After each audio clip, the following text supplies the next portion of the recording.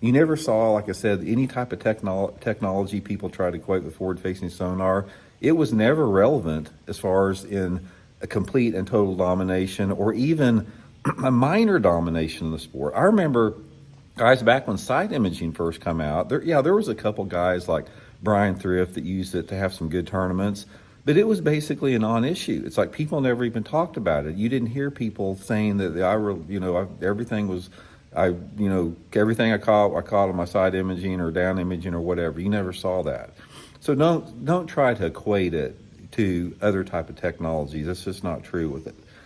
Okay, so when you're talking about this, one of the things that I find funny on this is the same people that say, "Oh, Randy, you're full of crap. Look at the scientific data on forward-facing sonar, and it doesn't have any impact." These are the same dudes that deny the reality of scientific data on man-made climate change. So you can't have both words. You can't pick and choose how you determine scientific data. And scientific data, from what I've seen in the research on forward-facing sonar, is not scientific data. It's more of an observation. It's like you can't be some type of a wildlife biologist and you roll into a boat ramp and you start polling everybody that's coming off the lake. Did you have forward-facing sonar? Did you use forward-facing sonar? How many fish did you catch with your forward-facing sonar on? That is not scientific data. Those people could be lying to you. You cannot use that as any type of an actual factual marker with that. Here's the thing about it. When you look at it just at a pure aspect of common sense, I'll give you guys an example like up at Stockton Lake in Missouri. Prior to forward-facing sonar on Stockton Lake in Missouri, Stockton Lake people love to fish for crappie up there, crappie and walleye.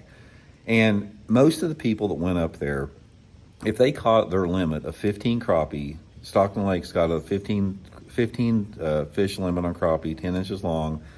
If you caught a 15-inch limit of crappie, you might do it every 2 or 3 months. You might have one of those days where you find a brush pile that's got a bunch of crappie on it and catch your limit, or you might catch 15 crappie when they're spawning up on the bank. But it was rare. Most people, you go up in there and say, "Oh, I got 4 or 5 today," or something like that. You go up there now, guys, and every dude up there, the boat ramps are full of crappie fishermen. They all got Livescope on these 3-foot poles, 3-foot metal pedestals in the front of their boat, and they get their limit in 20 or 30 minutes every single day.